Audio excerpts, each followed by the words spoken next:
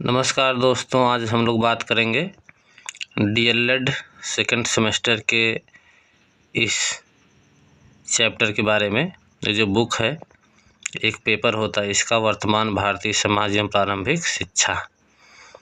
तो हम लोग जो है इसके बहुविकल्पी प्रश्नों को आज देखेंगे और बात करेंगे, क्योंकि इसका पेपर जल्द ही स्टार्ट होने वाला है।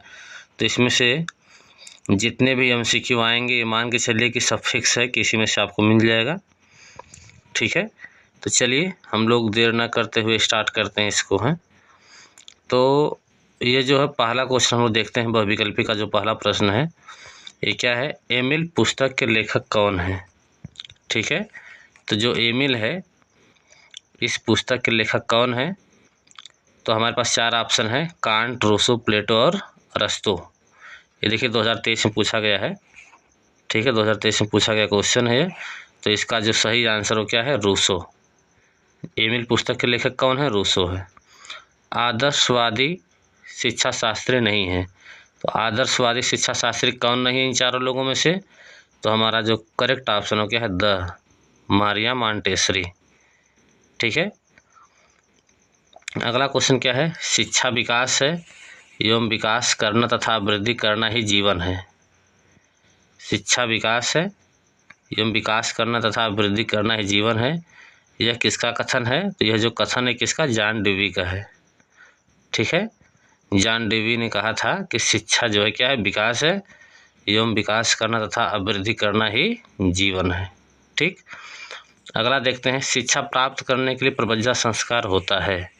तो शिक्षा प्राप्त करने के लिए प्रबंधा संस्कार बौद्धकालीन शिक्षा पद्धति में होता है। ठीक है, ये जो बौद्धकालीन शिक्षा पद्धति है, इसमें जो है शिक्षा प्राप्त करने के लिए कौन सा संस्कार होता है? प्रबंधा संस्कार होता है।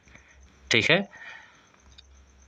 और अगला क्वेश्चन क्या है? वैदिक कालीन शिक्षा के पाठ्यक्रम में अपराध विद्या के अंतर्गत नहीं पढ़ाया जाता है। तो अपराध विद्या के अंतर्गत क्या नहीं पढ़ाया जाता है? ठीक है, तो उसका करेक्ट ऑप्शन क्या है? ये नीति शास्त्र। क्या है? नीति शास्त्र जो है वैदिक कालीन शिक्षा में अपराध विद्या के अंतर्गत नहीं पढ़ाया जाता है। अगला नंबर क्या है? वर्धा में अखिल भारतीय राष्ट्रीय शिक्षा सम्मेलन आयोजित हुआ था। कब हुआ था यह? 1937 में। कब हुआ था? 1937 में अखिल भारतीय राष्ट्रीय शिक्षा सम्मेलन आयोजित हुआ था वर्धा में। कब हुआ था? 1937 में। मुगल काल में उच्च शिक्षा के केंद्र थे। तो मुगल काल में उच्च शिक्षा के केंद्र क्या थे? मकतब। जो मकतब होते थे वो मुगल काल में उच्च शिक्षा के केंद्र हुआ करते थे। ठीक है, बाल देव भव। तो बाल देव भव जो है यह किसकी शैक्षिक विचारधारा है? तो गीजूभाई बधेका की। ठीक है, तो गीजूभाई बधेका की जो है क्या है? विचारधारा है। ठीक है,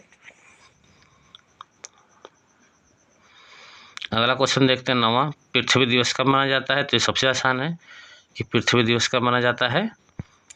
22 अप्रैल को पृथ्वी दिवस मनाया जाता है। युग धर्म कहा जाता है। तो युग धर्म किसे कहा जाता है? परिवर्तनमान मूल्यों को और शाश्वत मूल्यों को। इसका मतलब कि हमारा अ और ब दोनों पार्ट क्या है? सही है। तो इसलिए जो ऑप्शन स हो क्या है? करेक्ट है। दीवा स्वप्न पुस्तक के लेखक, बहुत इंपॉर्टेंट है, यह 2023 में पूछा गया है।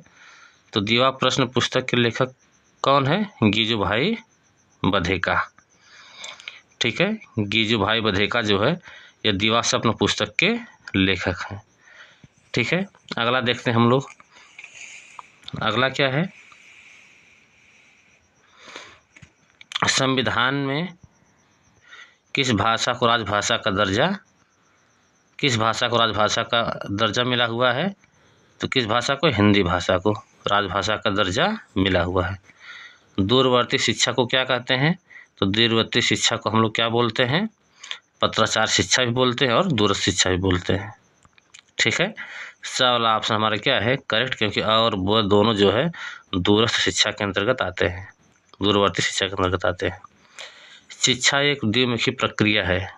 ठीक है, ये किसका कथन है? यह जो एडम्स का कथन है। किसका कथन है? एडम्स का। और जॉन डेवी के अनुसार जो है ये क्या है? त्रिमुखी प्रक्रिया होती है, लेकिन एडम्स ने कहा था जो है कि शिक्षा एक द्विमुखी प्रक्रिया है। लोकतंत्र जनता के लिए, जनता के द्वारा, जनता की शासन व्यवस्था है। किसने कहा है? यह कहा है अब्राहम लिंकन ने। अब्राहम लिंकन ने क्या कहा है कि लोकतंत्र जनता के लिए, जनता के द्वारा, जनता की शासन व्यवस्था है। यह किसने कहा? अब्राहम लिंकन ने कहा है। आदर्शवाद का श्रेष्ठ योगदान किस क्षेत्र में है? तो आदर्शवाद का श्रेष्ठ योगदान जो है किस क्षेत्र में है? उद्देश्य में है। किसमें है? उद्देश्य में। आदर्शवाद के प्रमुख प्रवर्तक कौन है? तो आदर्शवाद के जो प्रमुख प्रवर्तक हैं प्लेटो हैं, सुकरात जी, कांट, हेगल और बर्कले।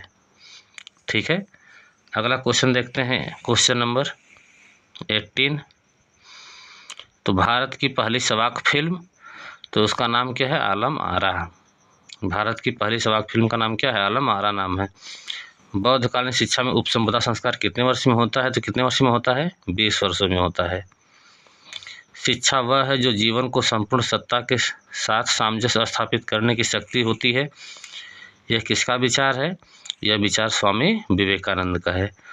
ठीक है, स्वामी विवेकानंद जी ने कहा था कि शिक्षा वह है जो जीवन को संपूर्ण सत्ता के साथ सामंजस्य स्थापित करने की शक्ति होती है। यह किसका विचार है? स्वामी विवेकानंद का। निम्नलिखित में से कौन सा दूरस्थ शिक्षा के अंतर्गत नहीं आता है? तो दूरस्थ शिक्षा के अंतर्गत क्या नहीं आता है? ठीक है, तो इसमें पहला देख लेते हैं, इसमें व्यक्ति अपने स्थान पर सीखता है। ठीक है, दूरस्थ शिक्षा के अंतर्गत नहीं आता है। ठीक है, इसमें संचार माध्यमों का प्रयोग होता है। इसमें शिक्षा कक्षा के वातावरण से बाहर दी जाती है। इसमें समय व स्थान का बड़ा महत्व होता है। ठीक है, किसमें? दूरस्थ शिक्षा में। तो यही नहीं आता है, समय व स्थान का बड़ा महत्व होता है, इसमें नहीं आता है। गांधी जी ने बालकों को शिक्षा प्रदान करने के लिए कितनी शिक्षण पद्धतियों पर बल दिया? तो गांधी जी, ठीक है, गांधी जी ने बालकों को शिक्षा प्रदान करने के लिए कितनी पद्धतियों पर बल दिया? इन्होंने 4 पद्धतियों पर बल दिया। प्राथमिक शाला में भाषा शिक्षा नामक पुस्तक किसने लिखी है? तो प्राथमिक शाला में भाषा शिक्षा नामक पुस्तक किसने लिखी है? गिजुभाई बधेका ने। ठीक है, आगे देखते हैं हम लोग, अभी और बचा हुआ इसका कुछ पार्ट और भी है, थोड़ा तेजी से देखते हैं। ठीक है, तो अगला क्या है? शिक्षण में आत्म उदाहरण, अनुसरण, निर्देशन, अभ्यास और चिंतन का समावेश कर भिन्न भिन्न पद्धतियों को अपनाने पर किस शिक्षाविद ने बल दिया? तो डॉक्टर राधा कृष्णन ने। ठीक है, वैदिक शिक्षा का प्रमुख संस्कार, तो वैदिक शिक्षा का प्रमुख संस्कार क्या है? उपनयन संस्कार। यह जो उपनयन संस्कार है, यह किसका है? वैदिक शिक्षा का। ठीक है, प्राचीन काल में उच्च शिक्षा प्रदान की जाती थी। तो प्राचीन काल में उच्च शिक्षा जो प्रदान की जाती थी वो कहाँ की जाती थी? राष्ट्रकुलों में। उड का आज्ञा पत्र कब प्रकाशित हुआ? तो उड का जो आज्ञा पत्र था वो 19 जुलाई 1854 को क्या हुआ था? प्रकाशित हुआ था।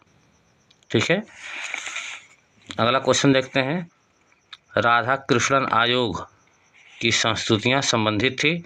तो राधा कृष्णन आयोग की संस्तुतियाँ किससे संबंधित थी? उच्च शिक्षा से। जो राधा कृष्ण आयोग था, ठीक है, उसकी संस्तुतियाँ थी तो उच्च शिक्षा से क्या थी? संबंधित थी।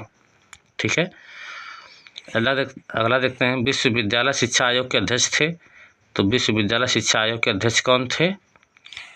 Doctor S Radha Krishnan.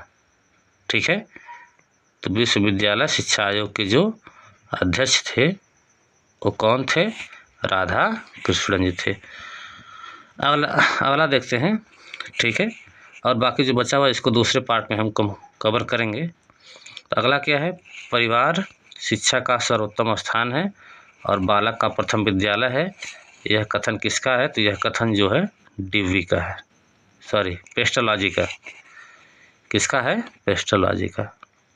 ठीक है, परिवार शिक्षा का सर्वोत्तम स्थान है और बालक का प्रथम विद्यालय है। यह किसका कथन है? पेस्टोलॉजी का। ठीक दोस्तों, बस ये जो पार्ट फर्स्ट में इतना ही रहेगा, बाकी जो बचा हुआ है उसको पार्ट सेकंड में कवर करेंगे। हमारे वीडियो को ज़्यादा से ज़्यादा आप लोग लाइक करें, शेयर करें, सब्सक्राइब करें और हम भी आपके लिए ऐसे ऐसे वीडियो लेके आते रहेंगे। तब तक के लिए नमस्कार।